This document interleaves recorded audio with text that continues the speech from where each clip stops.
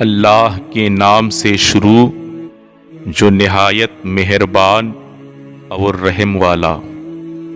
ایک ملک کا بادشاہ بہت رحم دل اور نیک تھا، رعایا کے حق میں بہت اچھا تھا، چنانچہ تمام رعایا اس سے محبت کرتی تھی اور اسے خوب دعائیں دیتی تھی۔ اسی ملک کے ایک دور دراز گاؤں میں ایک کسان رہتا تھا جس کی یہ خواہش تھی کہ اپنے نیک دل بادشاہ کی زیارت کی جائے اور اسے کوئی تحفہ دیا جائے۔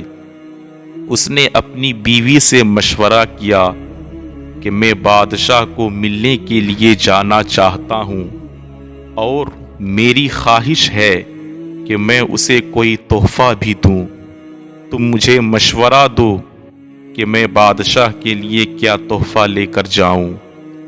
بیوی نے کچھ دیر سوچا اور کہا کہ بادشاہ کے پاس تو ہر چیز ہوگی، ہم اس کو کیا تحفہ دے سکتے ہیں؟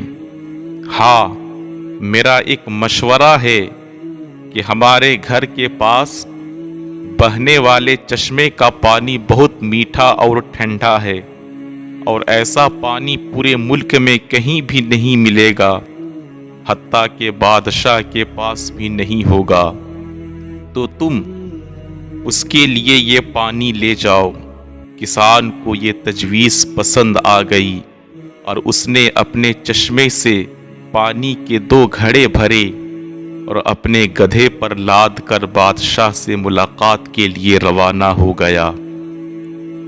کئی ہفتوں کے سفر کے بعد کسان بادشاہ کے محل تک پہنچا اور اس سے ملاقات کی اجازت چاہی۔ اجازت ملنے پر بادشاہ کو تحفہ پیش کیا اور اسے بتایا کہ یہ میرے گاؤں کے چشمے کا پانی ہے اور ایسا میٹھا اور ٹھنڈا پانی آپ کو پورے ملک میں کہیں بھی نہیں ملے گا۔ بادشاہ کے اشارے پر وزیر نے گھڑے کا ڈھکن اٹھایا تو کئی ہفتوں کے سفر کی وجہ سے پانی میں بدبو پیدا ہو گئی تھی۔ وزیر نے بادشاہ کی طرف دیکھا تو بادشاہ نے اسے خاموش رہنے کا اشارہ کیا اور بآواز بلند کہا کہ ہم اس تحفے سے بہت خوش ہوئے، اور خزانچی کو حکم دیا کہ اس کسان کے گھڑے کو سونے سے بھر دیا جائے۔ کسان بہت خوش ہوا۔ بادشاہ نے وزیر کو بلا کر چپکے سے کہا کہ پانی کو گرا دینا اور واپسی پر اس کسان کو اس راستے سے گزارنا جہاں ہمارے چشمے ہیں، تاکہ اسے علم ہو کہ ہمارے پاس پانی کے کتنے چشمے ہیں اور ان کا پانی کتنا ٹھنڈا اور فرحت بخش ہے۔ چنانچہ جب کسان کو انعامات دینے کے بعد ان چشموں کے پاس سے گزارا گیا تو وہ سمجھ گیا کہ اس کا تحفہ کتنا حقیر تھا، لیکن بادشاہ نے اس کے حقیر تحفے کو بھی قبول کر کے اسے انعام سے نوازا۔ اس کے دل میں بادشاہ کے لیے محبت اور عقیدت بڑھ گئی۔ ہماری عبادات کا بھی یہی حال ہے۔ ہم جو ٹوٹی پھوٹی عبادت کرتے ہیں تو ہم اسے بہت اچھا سمجھتے ہیں اور اپنے مالک کے حضور پیش کرتے ہیں۔ ان عبادات کی حقیقت معلوم ہونے کے باوجود وہ مالک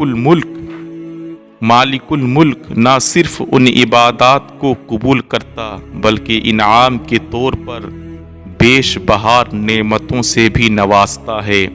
حالانکہ اسے ہماری عبادتوں کی ضرورت نہیں، خالق کائنات کی عبادت کے لیے تو اس کے لاکھوں کروڑوں فرشتے ہی کافی ہے۔ نوٹ: عمدہ قسم کے سبق آموز واقعات، حکایات اور اسلامک ویڈیوز کے لیے آج ہی ہمارے چینل سے جڑیں اور صدقہ جاریہ سمجھتے ہوئے اپنے دوستوں تک ضرور شیئر کریں۔